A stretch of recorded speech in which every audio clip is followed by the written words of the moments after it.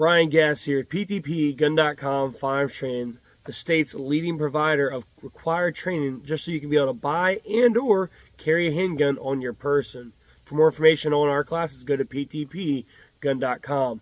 What I want to actually address today is I want to address a lot of questions that we've received in the comments of our various YouTube and TikTok videos that we posted here since the election. So yes, there is going to be a lot of gun control coming down the pipe. What exactly, is going to be passed, we don't know. We do have a solid idea of what they want to do. So let's go ahead and take a look at some of these things. Now, some of these statements are going to be verbatim their words, the left's words. But I will be obviously breaking them down, dissecting them a little bit, and also showing how vague these desires are. So let's go ahead and take a look at some of these. So they want to consider strengthening Maryland's system for purchasing a handgun by prohibiting gun ownership by individuals that have demonstrated a propensity for violence. What would demonstrate a propensity for violence in their mind?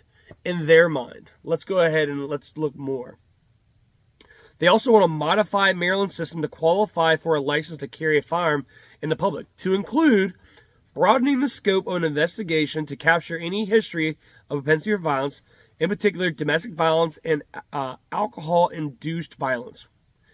Considering whether the current training requirement is adequate, it requires a stronger demonstration of competency. Maryland has one of the most stringent processes when it comes to getting a Maryland handgun permit and the training that's required. A lot of states might say, oh, you only need 4 hours. Oh, you only need 8 hours. Oh, you only need this. You only need that. Maryland requires 2 days of training, 2 days of training, which doesn't necessarily have to be in person, but it does have to be live. So that including the live fire portion we have to do on the range, that is not, inadequate by any means. I would not say by any means. Let's see some more. Identify sensitive places which guns are prohibited. That definitely sounds like something straight out of New York's playbook. What the hell is a sensitive area, and why should firearms be prohibited there? Oh, let's see. Public schools, well, that's already the law of the land here in Maryland. Private schools, obviously not. But private schools are private businesses, and they can still choose whatever they would like for their private business. But I'm sure they're going to try to do that, though. Let's see what else. They're probably going to try to ban firearms in churches. Why do I need to carry a firearm in a church? Have you not watched the freaking news lately? Are you serious? If you carry a gun, but for some reason you don't carry it at church, you're blind. You're blind. For some people, that is a safe place in their mind. Not a sensitive place, but a safe place where somehow no one's going to do any harm to you at church. You're just oblivious to the world around you. I'm not even going to continue on that. Again, back to their words. Strengthen laws related to gun safety, such as child access prevention and proper storage parameters of firearms and automobiles, in order to raise the standards of responsible gun ownership. What problem are they trying to solve here? What problem are they trying to solve here? I feel like they're trying to create a solution to a problem that doesn't even exist. What are we trying to do here, ladies and gentlemen? Address gun manufacturers' immunity to creating a state cause of action allowable under the Protection of Lawful Commerce and Arms Act. Okay.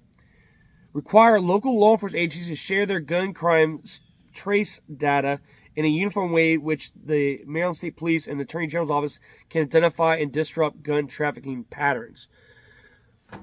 They don't truly want that information, that data being compiled, and they surely do not want it to be public, because that would really dismantle their whole gun control argument and show how it doesn't work. It just doesn't work.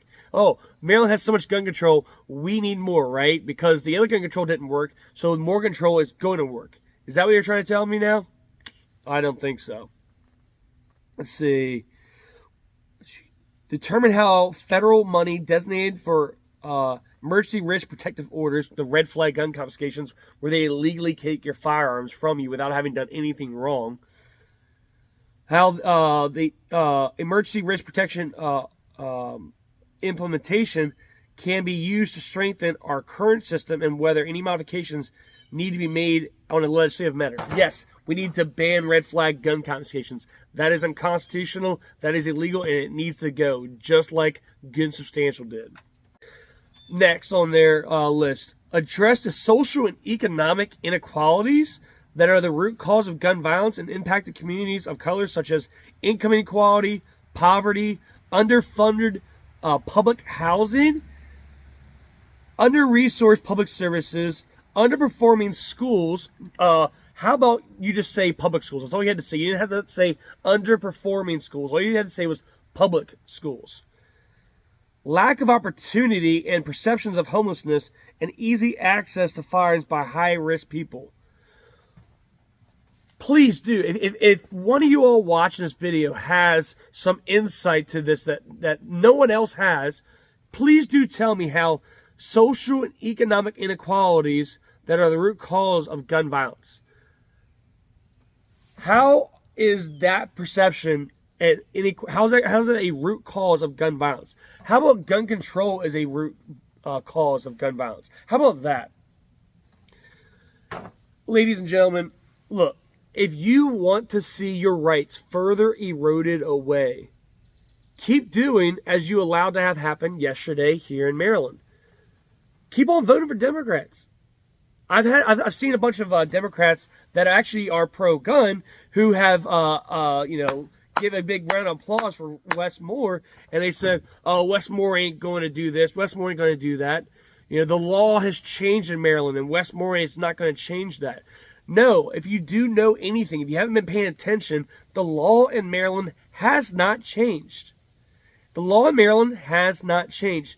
You still, per Maryland law, you still have to provide a good and substantial reason in order to access your right to keep and bear arms, in order to be issued your Maryland handgun permit. Now, the Governor Larry Hogan in early July, almost 2 weeks after the Supreme Court said that law was unconstitutional and needs no longer to be enforced, he then finally ordered the Maryland State Police to stop enforcing that law. But he did not change the law. He did not, the legislators in Maryland did not pass a law, all right, and he did not sign a law into effect that did away with good and substantial reason. Good and substantial reason is still the law of the land. It is not being enforced, though, currently.